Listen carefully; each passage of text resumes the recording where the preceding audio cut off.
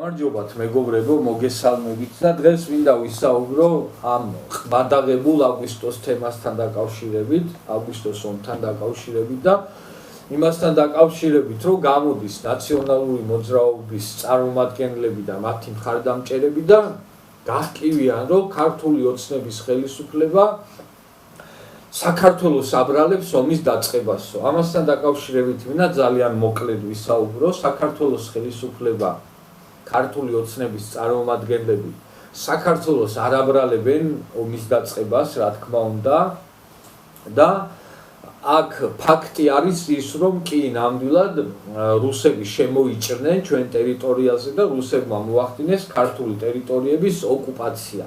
მაგრამ აქ მთავარი სხვა რამ არის. რუსების შემოჭრას და რუსების მიერ საქართველოს ტერიტორიების ოკუპაციას წინ რა პროცესები უძღოდა, როგორ ვითარდებოდა პროცესები აქამდე, ხო?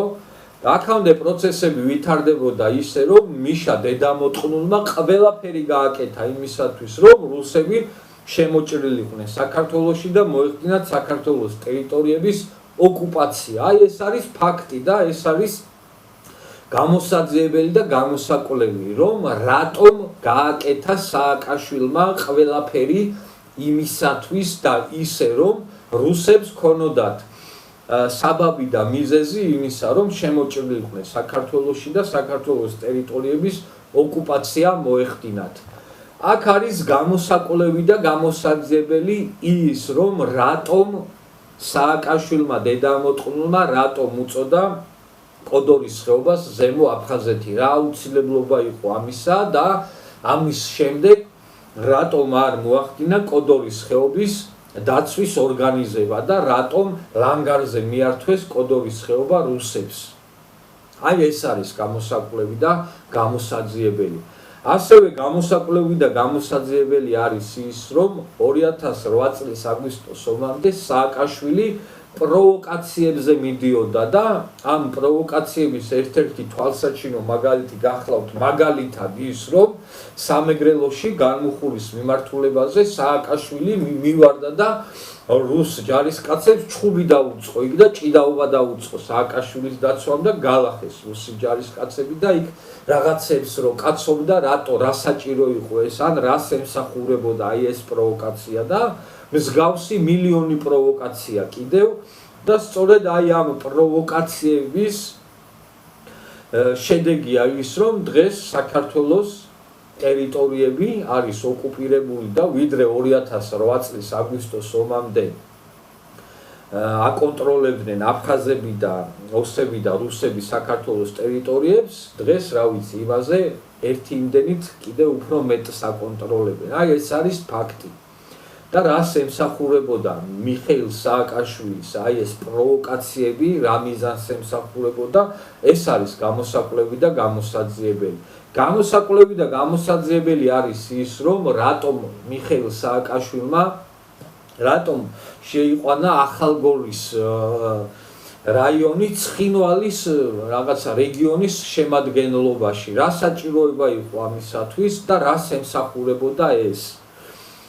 კიდევ ერთხელ გავიმეორებ, ბევრჯერ მითქვია და კიდევ ვიტყვი და მომავალშიც აუცილებლად ვიტყვი ამას, რომ 2008 წლის აგვისტოს ომამდე მიხეილ სააკაშვილმა ჯერ დოკუმენტაცია მოაწესრიგა ისე, როგორც აწყობდათ რუსებს და აფხაზებს და ოსებს, ყველაფერი ისე მოაწესრიგა საბუთებით და დოკუმენტებით და რუქებით და ამის შემდეგ წავიდა ისეთ პროვოკაციებზე, რომ რუსებს სხვა გზა არ გადაუტოვა გარდა იმისა, რომ შემოსულიყვნენ საქართველოს ტერიტორიაზე და მოეხდინათ საქართველოს ტერიტორიების ოკუპაცია.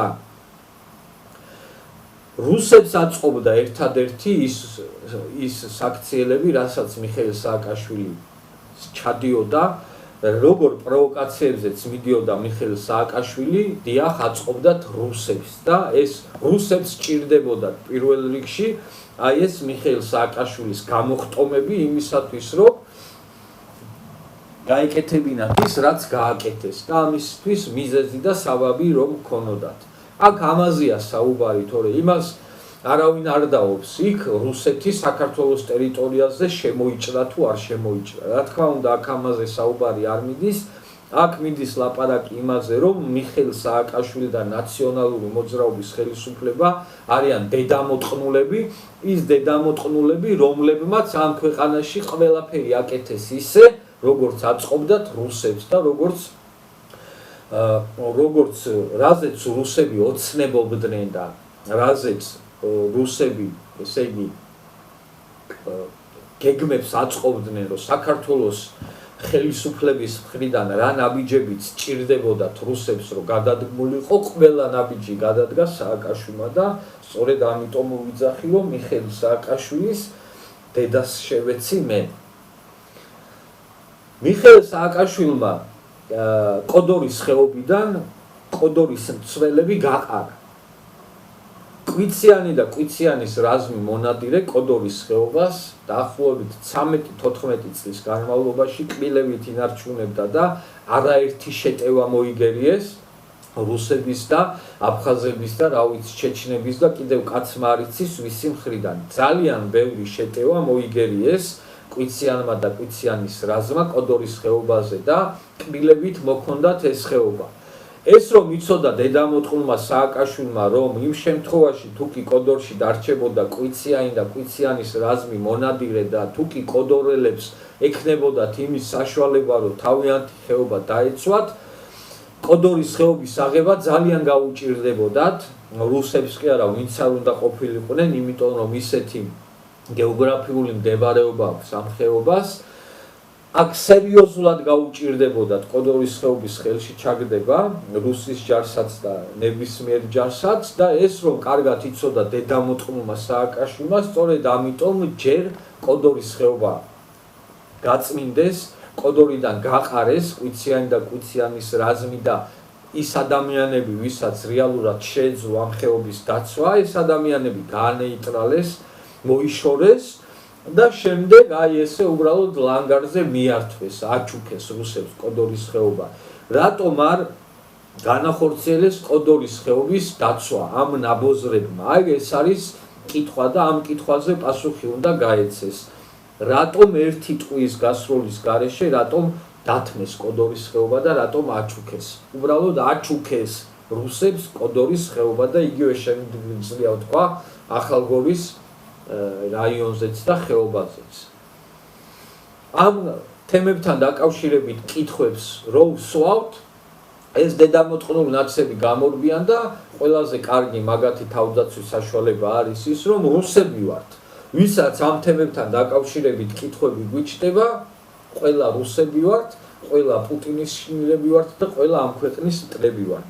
ისე შენი დედას შევეცი მე მიხეილ სააკაშვილო და თქვენი ვინც მიხეილ სააკაშვილის ტაშს უკრავთ და ვისაც მიშა მაგარი კაცი გგონიათ და კიდევ ერთი მიშას მაგარი კაცობა და მიშას მეომრობა გამოჩნდა აგვისტოს დღეებში ჰალსტუხს რო ყლაპავდა დედამოწყნული თლიანი ჰალსტუხი რო პირში ედო და ღეჭავდა მაშინ ასევე გორში რო დარბოდა ჩაჯმული და თვითონაც რო არ იცოდა სად გარბოდა და საერთოდ რას აკეთებდა და მთელი გორი რო ზედეფარებოდა მაშინ გამოდგა მიშას მაგარი კაცობა და მიშას გენერლების მაგარი კაცობა და პატრიოტობა და ვაჟკაცობა იყო ის, რომ 2008 წლის აგვისტოს დღეებში, მაშინ როცა ცხინვალში ქართველი ჯარისკაცების ცხედრები ეყარა, ყეზერაშვილებს და მიშას სხვადასხვა გენერლებს, რუსი გენერლები დაყავდათ რესტორნიდან რესტორანში, აკეიფებდნენ, ასმევდნენ, აჭმევდნენ და აი ამ რესტორნებში წვიტავდნენ რაღაცა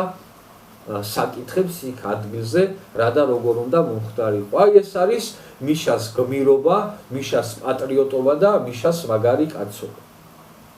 ეს არის რისი თქვაც მინდოდა აი ამ ბოზიშვილების კაცობასთან და პატრიოტობასთან დაკავშირებით იმ ბოზიშვილების, რომელი ბოზიშვილებიც გახლავთ ნაციონალური მოძრაობა და მიხეილ სააკაშვილი.